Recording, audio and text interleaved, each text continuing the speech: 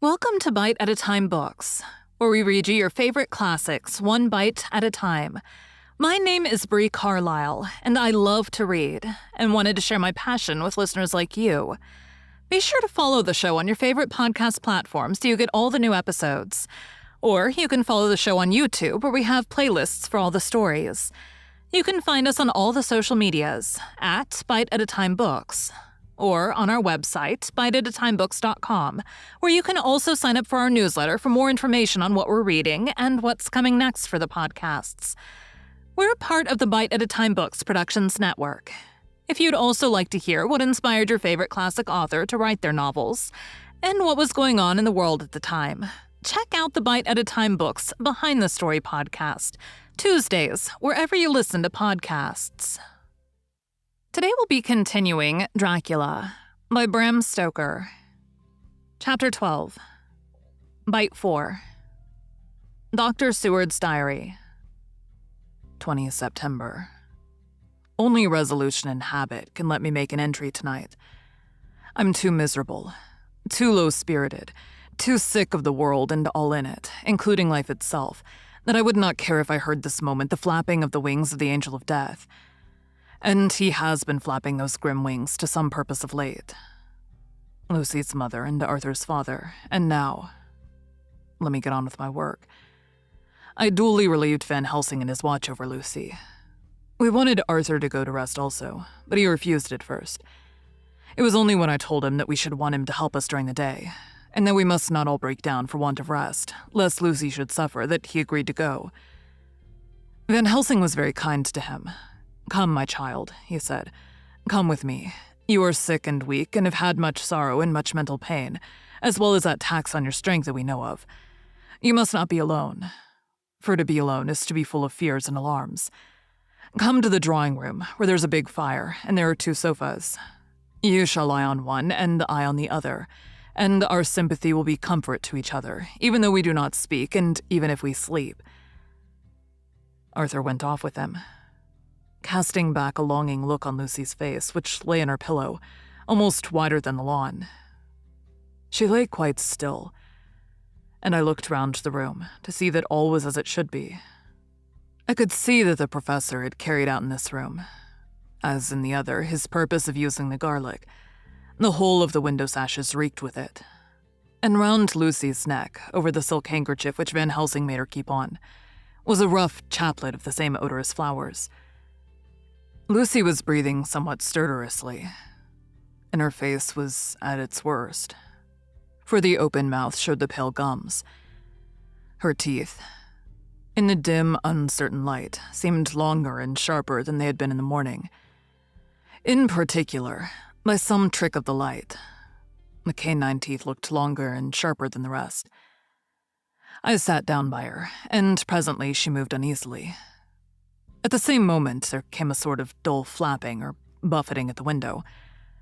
I went over to it softly and peeped out by the corner of the blind.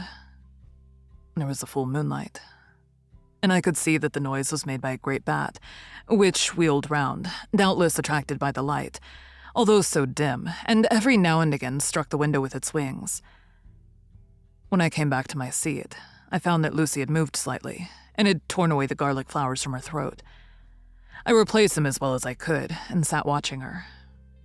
Presently she woke, and I gave her food, as Van Helsing had prescribed. She took but a little, and that languidly. There did not seem to be with her now the unconscious struggle for life and strength that had hitherto so marked her illness.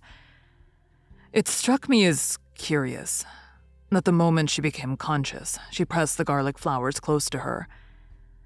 It was certainly odd that whenever she got into that lethargic state, with the stertorous breathing, she put the flowers from her, but that when she waked, she clutched them close. There was no possibility of making any mistake about this, for in the long hours that followed, she had many spells of sleeping and waking, and repeated both actions many times. At 6 o'clock, Van Helsing came to relieve me. Arthur had then fallen into a doze, and he mercifully let him sleep on. When he saw Lucy's face, I could hear the hissing indraw of his breath, and he said to me in a sharp whisper, "Drop the blind, I want light." And then he bent down. and with his face almost touching Lucy's, examined her carefully.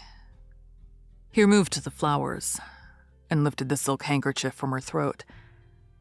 As he did so, he started back, and I could hear his ejaculation, mein Gott, as it was smothered in his throat.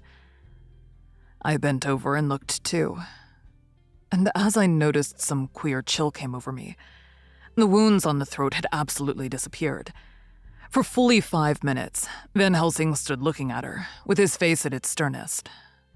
Then he turned to me and said calmly, "She is dying. It will not be long now. It will be much difference, mark me, whether she dies conscious or in her sleep. Wake that poor boy, and let him come and see the last. He trusts us, and we have promised him." I went to the dining room and waked him. He was dazed for a moment, but when he saw the sunlight streaming in through the edges of the shutters, he thought he was late, and expressed his fear. I assured him that Lucy was still asleep, but told him as gently as I could that both Van Helsing and I feared that the end was near. He covered his face with his hands and slid down on his knees by the sofa, where he remained perhaps a minute with his head buried, praying, whilst his shoulders shook with grief. I took him by the hand and raised him up. "Come," I said. "My dear old fellow, summon all your fortitude. It will be best and easiest for her."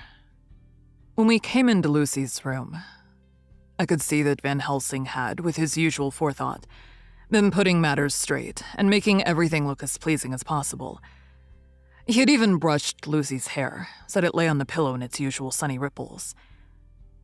When we came into the room, she opened her eyes, and seeing him whispered softly, "Arthur, oh my love, I am so glad you've come." He was stooping to kiss her when Van Helsing motioned him back. "No," he whispered, "not yet. Hold her hand, it will comfort her more."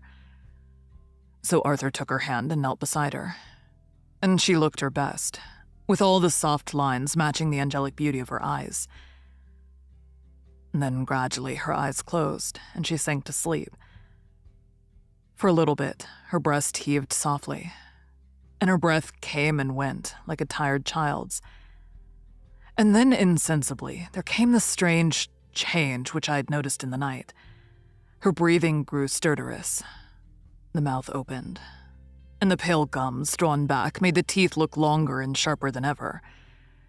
In a sort of sleep-waking, vague, unconscious way, she opened her eyes, which were now dull and hard at once, and said in a soft, voluptuous voice, such as I had never heard from her lips, "Arthur, oh my love, I'm so glad you've come. Kiss me." Arthur bent eagerly over to kiss her. But at that instant, Van Helsing, who, like me, had been startled by her voice, swooped upon him and, catching him by the neck with both hands, dragged him back with a fury of strength, which I never thought he could have possessed, and actually hurled him across the room. "Not for your life," he said, "not for your living soul and hers." And he stood between them like a lion at bay. Arthur was so taken aback that he did not for a moment know what to do or say. And before any impulse of violence could seize him, he realized the place and the occasion and stood silent, waiting. I kept my eyes fixed on Lucy, as did Van Helsing, and we saw a spasm, as of rage, flit like a shadow over her face. The sharp teeth champed together. Then her eyes closed, and she breathed heavily. Very shortly after, she opened her eyes in all their softness, and putting out her poor pale thin hand, took Van Helsing's great brown one. Drawing it to her, she kissed it. "My true friend," she said in a faint voice, but with untellable pathos. "My true friend and his. Oh, guard him and give me peace."